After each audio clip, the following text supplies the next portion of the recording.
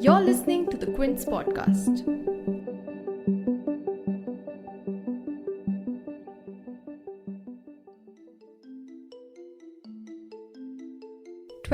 November 2008. There's perhaps still a lingering sense of disbelief as we talk about that day. As we approached the Oberois, I looked up from my car and I saw a lot of the lights switched on in most of the rooms. And as we approached closer, we're about 50 yards away, I look up and there's this burst of gunfire. There was a single fire brigade there at that point. The dome of the Taj was up in flames. You could hear constant fire. This was unreal. One couldn't believe that this was happening in Bombay. In the past years, a lot has been said about how the 26/11 attacks upended the bustling city of Mumbai. Those who survived to tell the tale, journalists who were out in the streets reporting, books, movies that tried to document people's stories, have all tried to capture the horror show that was unleashed in the city down to the minutest details. And so even more than a decade later, the 26/11 attacks in Mumbai remains to be an unforgotten event. 2 or 3 aspects of that time that really stood out for me as flashbulb moments. One was seeing baby Moshe's nanny running out with him out of Nariman House. Another was the image of the last morning of the siege of NSG commandos coming down from a helicopter hovering over Nariman House. This was a sight that was in complete dissonance with the concrete jungle around us. Very surreal. As 10 Lashkar-e-Taiba terrorists laid siege to the city, over 3 days, more than 160 lives were lost, including policemen, Indian citizens and foreign visitors, and more than 300 were left injured. Those wounds may have healed, damaged buildings may have been rebuilt, but the bloodbath and the sheer terror of 26 November 2008 still remains raw. और what you are putting out, हम क्या बोलें, rumors क्या fact हैं, ये सही में है कि गाड़ियां लेके बेले पार्ले की तरफ टेररिस्ट जा रहे हैं, मतलब इस तरह की खबरें फैल रही थी और एक बहुत ही it was a real trial by fire for the media. You're tuned in to The Big Story and I'm Shorbari, and on the 12th anniversary of the 26/11 attack, we bring to you first-hand accounts of 3 journalists who covered the attack from ground zero. In this podcast, you'll hear from Raksha Shetty, Mahrukh Inayat and Shai Venkat Raman talk about how they went around covering the attack. Along with that, we also have with us Anjali Kulte, staff nurse of Labour Room at Kama Hospital, who showed extreme grit and saved the lives of several pregnant women when the hospital had come under attack. You'll also hear from Dr. Shailesh Mohite, former forensic head at Nai Hospital, who recounts how he had to operate on the lone surviving terrorist, Ajmal Kasab.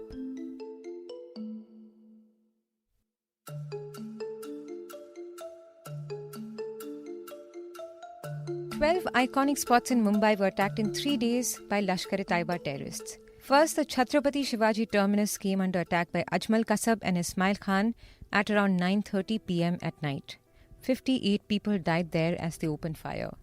Then the Kama Hospital. Even though the attack was thwarted by hospital staff, a short distance away from the hospital, ATS officer Hemant Karkare and other police officers, Vijay Salaskar, Ashok Kamte and Tukaram Omle fell victims to an ambush. The second site of the attack was Nariman House, a Jewish outreach center run by a Jewish couple. The hosts, Gabriel and Rivka Holzberg, lost their lives along with 5 other Israeli citizens in that building. The 2-year-old orphan child of the couple, Moshe, who was saved by his Indian nanny Sandra Samuel, emerged to be the face of innocence in a stark contrast to all the bloodshed. Simultaneously, Leopold Cafe, a popular restaurant and bar on Colaba Causeway, was attacked by 2 other terrorists, killing 10 people. And after that, they proceeded towards the iconic Taj Hotel, where they held victims hostage for 3 days and left a trail of dead bodies. Mahrukh Inayat, the news editor of Times Now, who used to co-anchor the primetime news show with the then editor-in-chief of the channel, Arnab Goswami, was packing up and preparing to head home when she received the first updates of the commotion in the city. Who was attacking? Where were they? Is it a gang war? Unlike now, when social media has come to be at the heart of communication, instant information was harder to source. And Mahrukh Inayat talks about the chaos and confusion that took over while simultaneously the busy streets of Mumbai went quiet. I had just finished the News Hour. I used to, it's a show on leading English news channel along with my co-anchor. And we were actually leaving the building and I was supposed to go out somewhere that evening, or that night rather.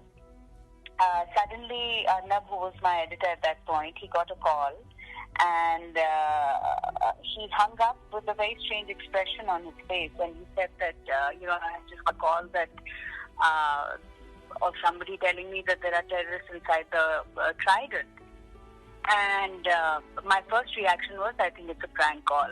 And he said, no, there was something about the voice and the tonality. I think we must go back and check out what's happening. So we went back into the newsroom.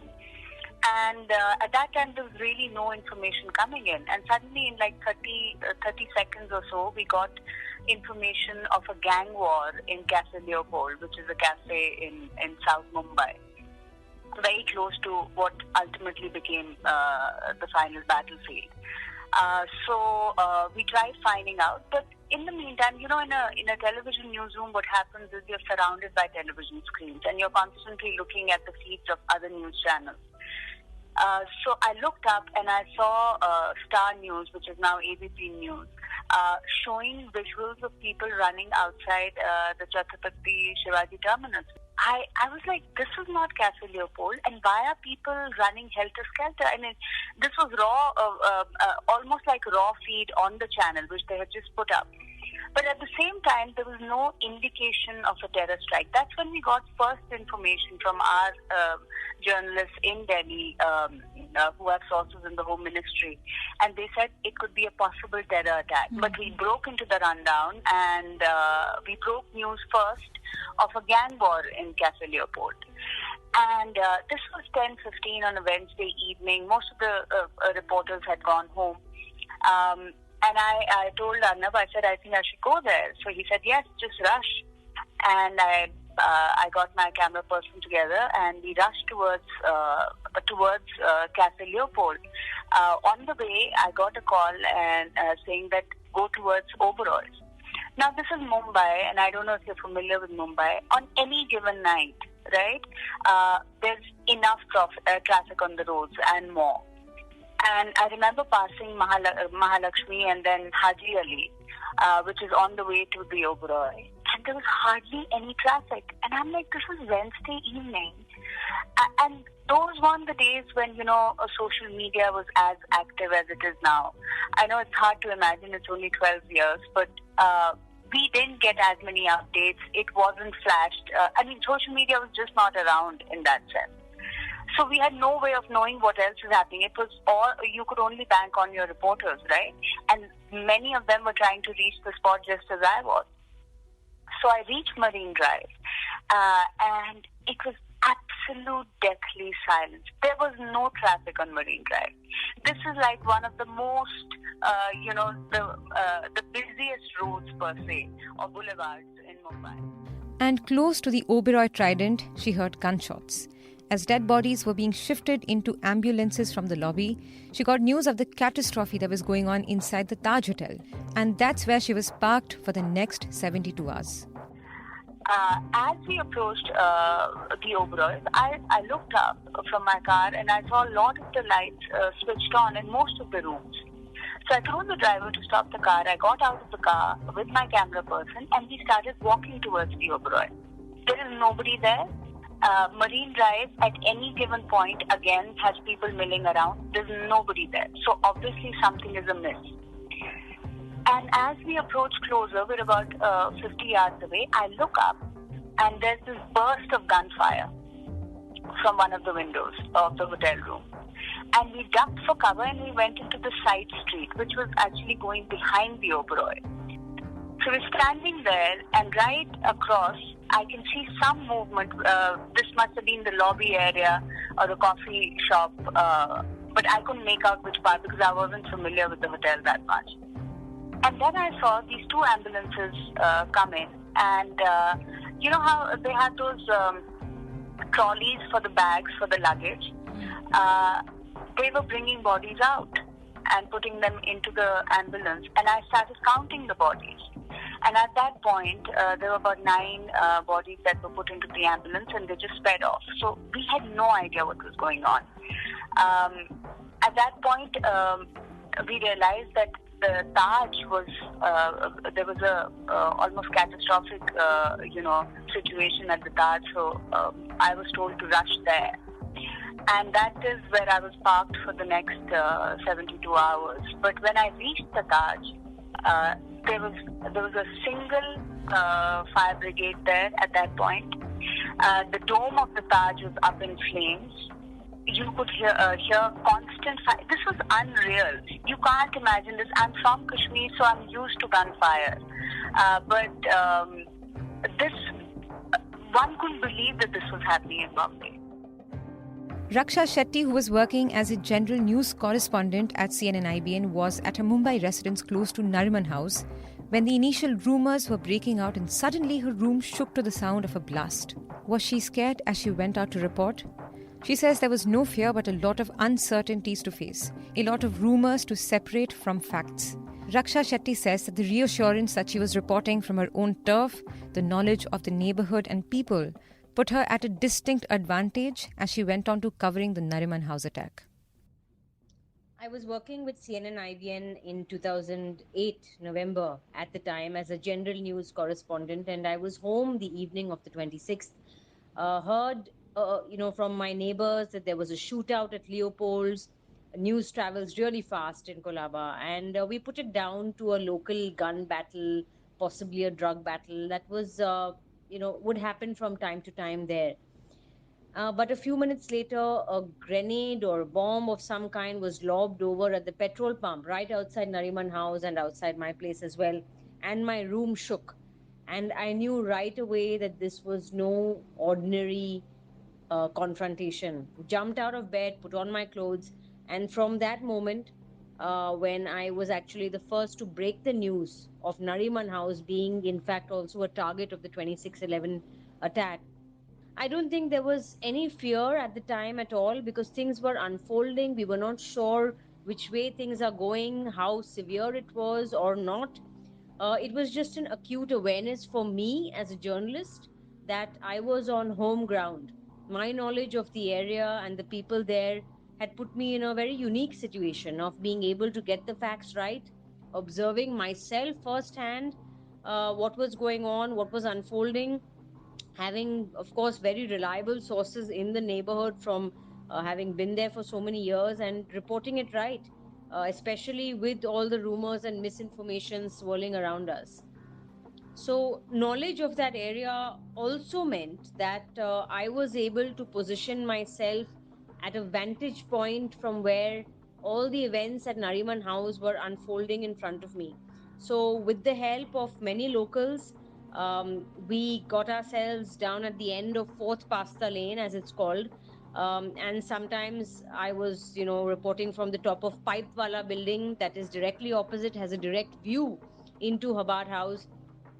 And it was being constantly at these vantage points, especially again with the help of the locals, that allowed me to report very accurately, make sense of the utter chaos that had broken all around. For our viewers, it was simply because I was reporting what I was seeing firsthand day after day, that had an that it sounded quite believable and it was fairly accurate. And this was at a time when, remember, law enforcement was severely encumbered and not always working with journalists the way they usually do. So it was really down to what the reporters were seeing firsthand and hearing from their sources right around the area, that most of the accurate information was coming out. Also, we have to keep in mind that city reporters had then, and never since then either, ever experienced urban warfare of this kind. So while we were laying down behind meager barricades or on terraces of neighboring buildings, where I would often go ducking every time a shot or an RPG was fired, we were not always aware of the range of an AK-47 or of the RPGs that the terrorists were using. And we were positioned precariously close to the building, at least to Nariman House that I was, to get the best views for our cameras and for me to report for our viewers and for all other stakeholders what I was witnessing. As the terrorists continued to hold hostages in the Chabad house, NSG commandos arrived in helicopters and stormed the building. For Raksha, those moments are still surreal. 2 or 3 aspects of that time that really stood out for me as flashbulb moments. One was seeing baby Moshe's nanny running out with him out of Nariman House. Another was the image of the last morning of the siege of NSG commandos coming down from a helicopter hovering over Nariman House. This was a sight that was in complete dissonance with the concrete jungle around us, very surreal.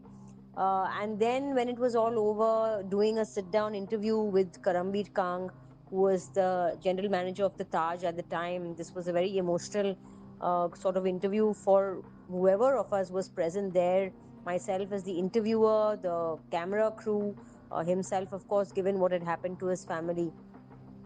And because of all these experiences, I would say that 2611, even so many years on, was a shared experience, of course, for the victims and the survivors most acutely, but also for law enforcement personnel and journalists who were present on the scene, because our lives were intertwined in many, many ways with many of the people affected and with what was happening and unfolding before us. When you look back, that fateful day had begun just like any other ordinary day for ordinary Mumbaikars. Nothing suspicious, nothing unusual.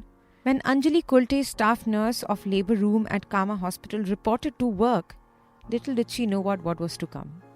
2 out of the 10 terrorists, Ajmal Kasab and Ismail Khan, after killing 58 people at the Chhatrapati Shivaji Terminus railway station, headed towards the Kama Hospital.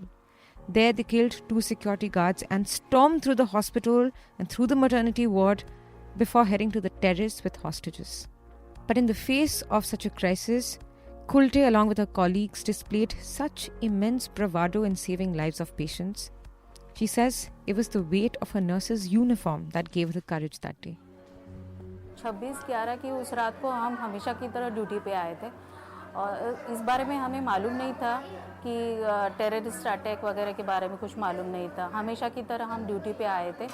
8 से 8 हमारी 12 घंटे की duty होती है और उस दरमियान जब हम ड्यूटी पे ज्वाइन हुए तो हमें मैसेज मिला फ़ोन से कि CST स्टेशन पर फायरिंग हो रही है करके, तो उसके लिए आपको इमरजेंसी तैयारी रखनी है. उसी दरमियान मुझे 9:30 के दरमियान फायरिंग की आवाज़ सुनाई दी, तो मैं खिड़की की तरफ भागी. तो मैंने देखा कि 2 टेररिस्ट आगे भाग रहे थे और अपनी पुलिस जो है वो पीछे से फायरिंग कर रही थी. हम लोगों ने खिड़की से देखा तो मेरे साथ मेरी एक सर्वेंट थी हीरा जाधव और एक थी मधु चौहान करके.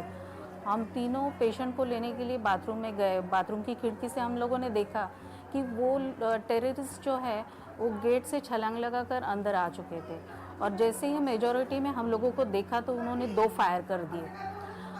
तो पहले फायर में तो लाइट वगैरह चली गई. सेकंड फायर में मेरी सर्वेंट जो है हीरा जाधव उसको गोली लग के गई. तो मैंने देखा मेन गेट के ऊपर ही 2 फायर किए थे उन्होंने, दोनों वॉचमैन उनको फायर किए थे. तो ये सब देख के मैं भागकर अपनी वार्ड में आ गई. मेन गेट बंद किया और फिर सभी अपनी 20 पेशेंट थे उस रात को मेरे साथ, प्रेग्नेंट वुमन थी. तो वो सभी पेशेंट को मैंने अपने पेंट्री में शिफ्ट किया और वो 10 बाय 10 के रूम में 20 पेशेंट को लेके मैं वो रूम में थी. पेशेंट काफ़ी डरे हुए थे, रो रहे थे, कोई फ़ोन पे बात कर रहे थे रिलेटिव्स को कि यहाँ पे फायरिंग हो रही है तो आप आके लेके जाओ वगैरह. और फिर वो लोगों को मॉरल सपोर्ट दिया मैंने और फ़ोन स्विच ऑफ करने को बोले. पुलिस आने की वजह से टेररिस्ट ऊपर भागने लगे और पुलिस आ गई थी. तो ये सब 5 माले पे ऊपर तक गए और उनके फायरिंग दोनों साइड से चल रही थी. टेररिस्ट हैंड ग्रेनेड भी फेंक रहे थे और हैंड ग्रेनेड फेंकने की वजह से जैसे कि अर्थक्वेक होने के बाद जैसे हादसा होता है, मीन्स इमारत ऐसे हिलने लगी। तो ये सब ऐसी सिचुएशन में ये तो तय था कि कल की सुबह हम देख नहीं पाएंगे। तो अभी ये जो वक्त है ये मेरा वक्त है और इसमें मुझे जो करना है वो मुझे करना है, क्योंकि मरना तो तय है लेकिन कुछ करके मरना है। एक जुनून था, एक ये यूनिफॉर्म की पावर थी जो ये सब करवा रही थी मुझसे। फिर पेशेंट को मॉरल सपोर्ट दिया मैंने, ये हाइपरटेंशन की जो पेशेंट थी उसे, और फिर उसे मैंने लेबर वार्ड में शिफ्ट करना मुनासिब समझा, क्योंकि डॉक्टर नीचे आने के लिए तैयार नहीं थी। तो उन्होंने बोला ऐसी फायरिंग में मैं नीचे नहीं आ सकती, और ऐसे पेशेंट की अगर नॉर्मल डिलीवरी होने वाली होती तो मैं कर लेती, लेकिन सीवियर हाइपरटेंशन की जो पेशेंट थी उसे पीडियाट्रिशियन और गायनेकोलॉजिस्ट दोनों की ज़रूरत थी। तो ऐसे में मैंने उसे पेशेंट को शिफ्ट करना मुनासिब समझा, और फिर मैंने फ़ोन पे इन्फॉर्म किया कि मैं पेशेंट को लेके लेबर वार्ड में आ रही है। तो उन्होंने बोला ठीक है आप आ जाओ। फिर पेशेंट को मॉरल सपोर्ट देके मैं स्टेयरकेस से मैं उसका हाथ पकड़ के मैं आगे और वो पीछे, ऐसे हम लोग दीवार को ऐसे चिपक के जाने लगे, क्योंकि थोड़ा भी अगर हम हिलते तो कोई भी गोली किसी को भी ये कर देती थी। तो ये एक टेंशन था मुझे कि गोली भले मुझे लगे लेकिन पेशेंट को लगेगी तो वो मेरे लिए इतना जो मैं मेहनत कर रही हूँ यहाँ तक पेशेंट को शिफ्ट करने के लिए। तो ये सोचकर मैंने पेशेंट को मैं आगे थी और पेशेंट को हाथ पकड़ के मैं दीवार को सटक के लेके। And while you're following the news of this mayhem, imagine getting a call informing you that you have to operate on two of the terrorists who are behind such a dastardly attack. Dr. Mohite, former forensic head at Naya Hospital, remembers receiving that exact call from the hospital. When he reached the trauma center of the emergency ward, he saw a dead terrorist and Ajmal Kasab, the only one who was captured alive. I remember many things of that night, watching TV, listening to the news of the attack, which was initially thought to be some sort of gang war, to later on declaring it as a terrorist attack, to knowing that few of the top officers of our country being injured, some lost their lives during that attack. And as while I was watching the TV, I getting a call from the hospital that one such person, a terrorist, has been brought to our hospital. I was then attached to Nair Hospital. I was working as professor and head Department of Forensic Medicine.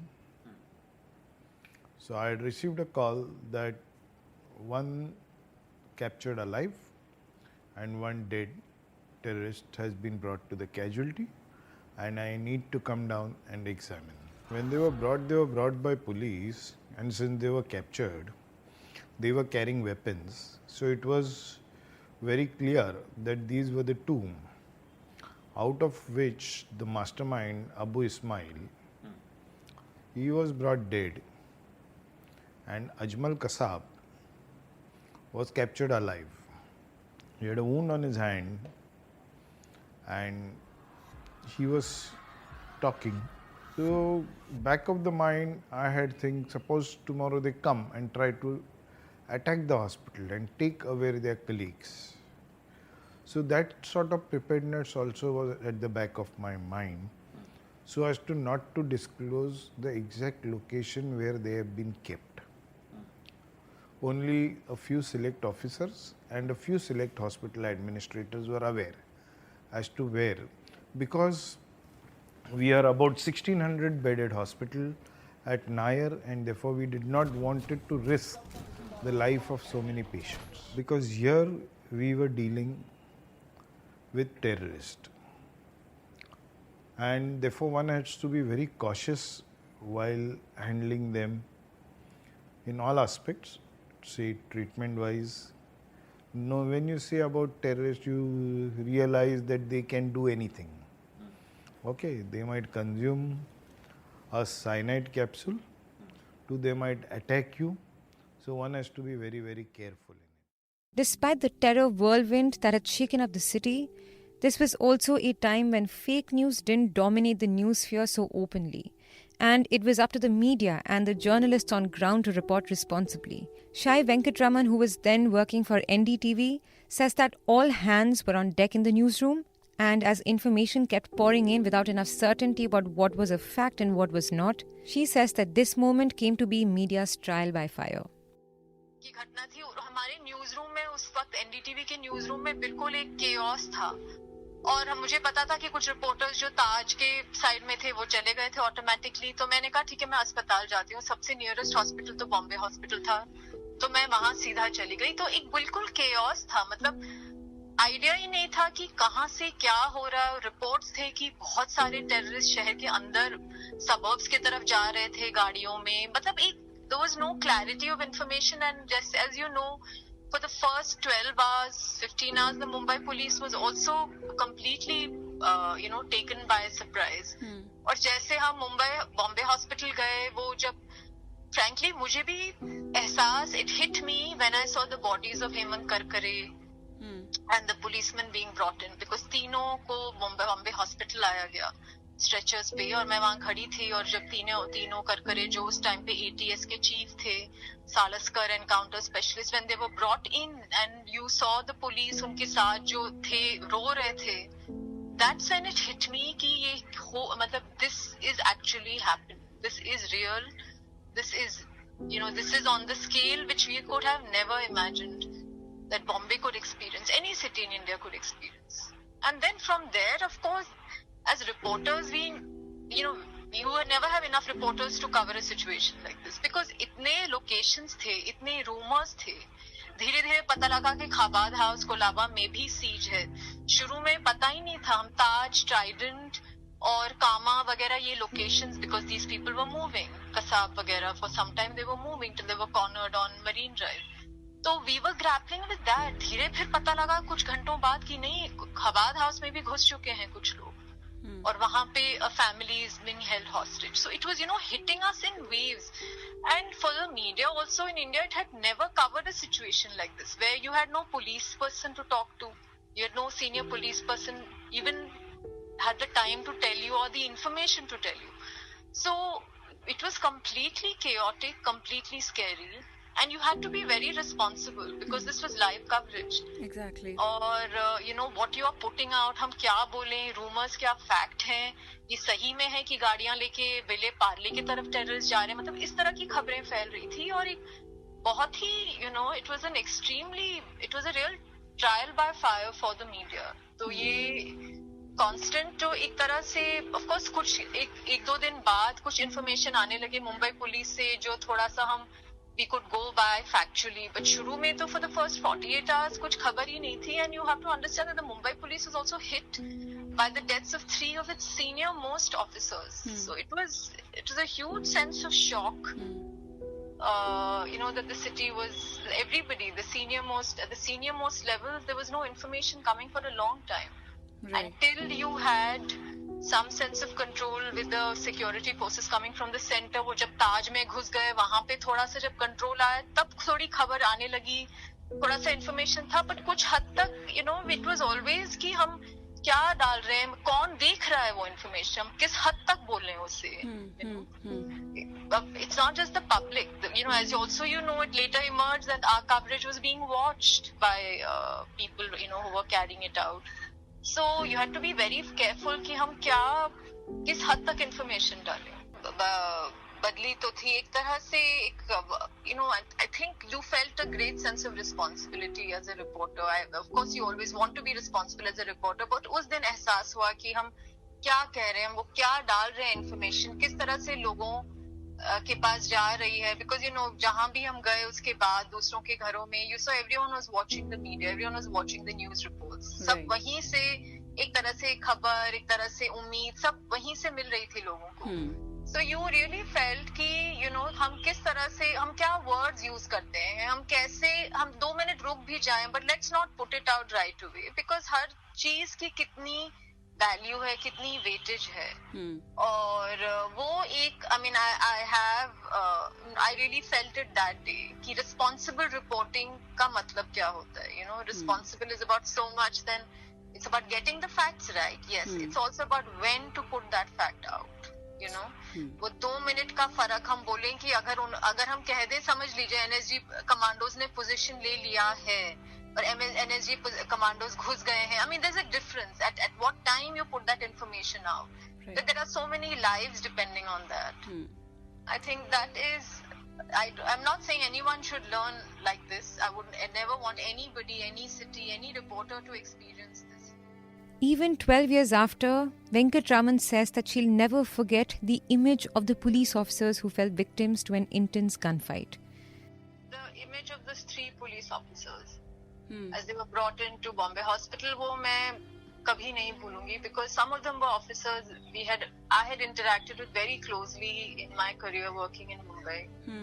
Mumbai as a reporter, so I will never forget one of them. In fact, I had just met a few days before he was killed, and he was in the midst of a very sensitive investigation himself, the Malegaon blast, Hemant Karkare. So you know, ये सब images हैं मेरे लिए. दूसरा ये था कि Chabad house में जब वो बच्चे को रेस्क्यू किया गया और उसकी नानी साथ में बाहर आई, Sandra, and you know she was being led away गाड़ी के अंदर, वो एक खबर थी. बिकॉज इट्स रॉन्ग, मैं I don't know if it's hope नहीं बोलूंगी, बट वो देख के हमें लगा कि शायद उम्मीद थी कि बच गए होंगे. यू नो, अगर वो बच्चा निकल गया तो maybe the parents were alive. तो for a while we kept hoping कि शायद वहां से खबर इतनी बुरी नहीं होगी, बट ऑब्वियसली वैसा नहीं था. But the other thing I never forget is, you know, in those days the way our security forces looked, so much in control, unko dekh ke hame thoda sa, you know, we've derived our strength from them.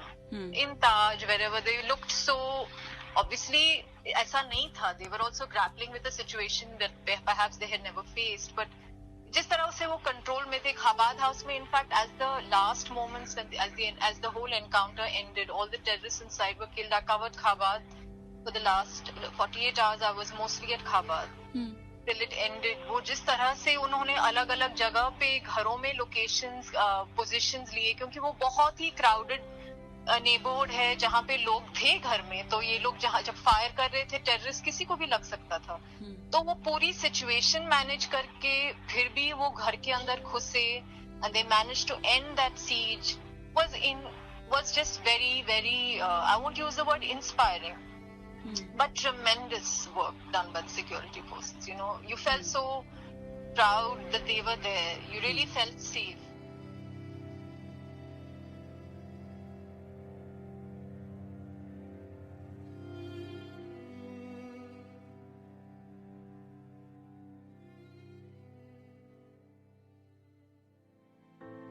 If you like listening to this episode, please subscribe to the Big Story playlist for episodic updates. We're live on Apple, Google Podcast, Spotify, JioSaavn, and most of the other popular podcast streaming platforms. For other podcasts, please log on to the Quint website and check out the podcast section. For any feedback, shoot an email to podcasts@thequint.com.